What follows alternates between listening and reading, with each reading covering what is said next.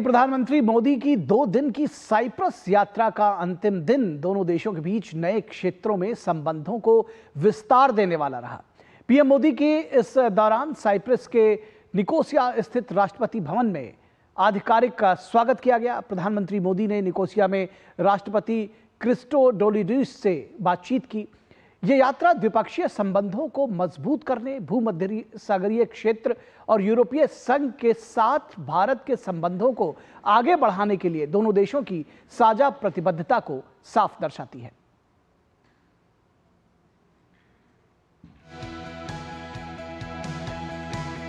भारत और साइप्रस की मित्रता को प्रधानमंत्री नरेंद्र मोदी ने न परिस्थितियों से बना हुआ और न ही सीमाओं से बंधा हुआ बताया।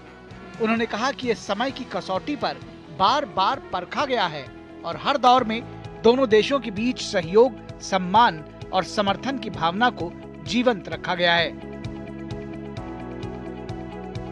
प्रधानमंत्री नरेंद्र मोदी और साइप्रस के राष्ट्रपति निकोस क्रिस्टोडोलिडीस की मौजूदगी में दोनों देशों के बीच हुई प्रतिनिधिमंडल स्तर की बातचीत में आपसी व्यापार, निवेश, प्रौद्योगिकी, नवोन्मेष, स्वास्थ्य, कृषि, नवीकरणीय ऊर्जा और जलवायु न्याय जैसे विषयों पर विस्तार से बात की गई।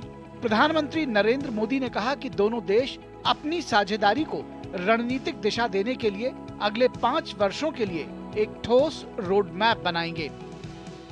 अपनी साझेदारी को स्ट्रेटेजिक दिशा देने के लिए हम अगले 5 वर्षों के लिए एक ठोस रोड मैप बनाएंगे।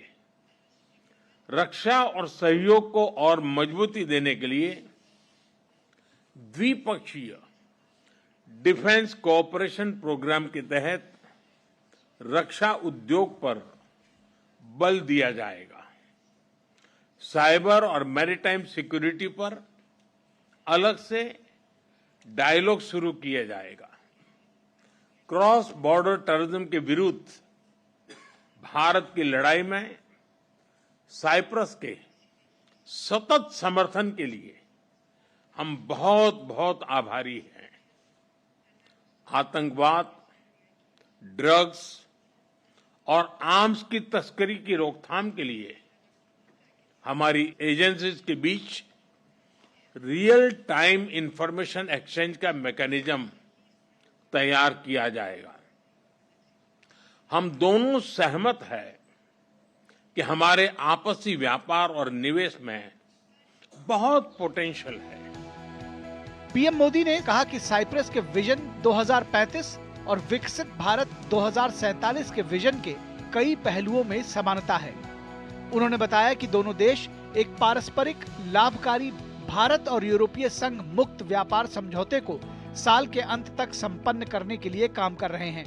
पीएम ने कहा कि दोनों देश मोबिलिटी एग्रीमेंट को जल्द पूरा करने के लिए काम करेंगे। साइप्रस में योग और आयुर्वेद के प्रसार को देखकर हम उत्साहित हैं। भारतीय टूरिस्ट के लिए भी साइप्रस एक पसंदीदा डेस्टिनेशन है। उनके लिए डायरेक्ट एयर कनेक्टिविटी बनाने पर जोर दिया जाएगा।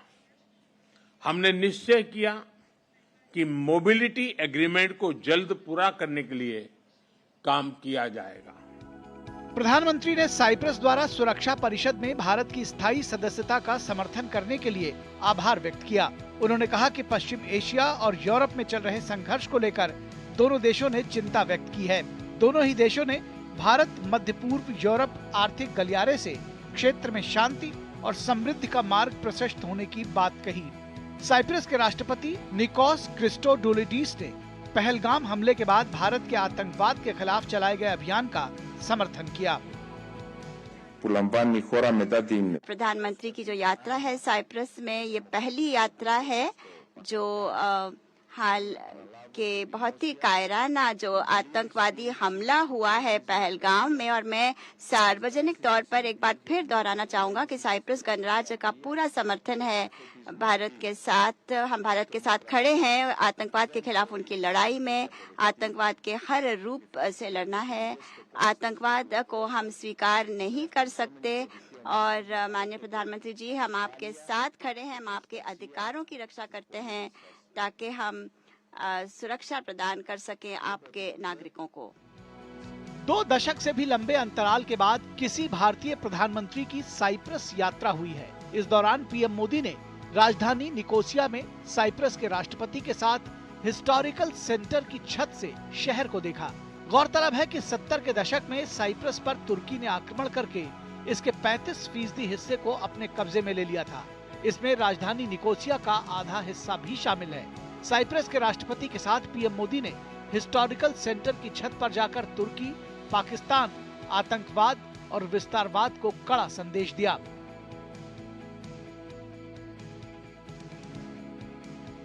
प्रधानमंत्री नरेंद्र मोदी की साइप्रस यात्रा से जहां एक ओर भारत और साइप्रस के ऐतिहासिक संबंधों को और मजबूती मिली, वहीं यूरोप के साथ भविष्य के संबंधों की नींव भी पड़ी।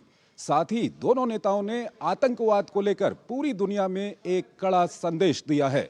कैमरामैन सेंथिल के साथ मैं Chandrashekhar Joshi, DD news, Cyprus.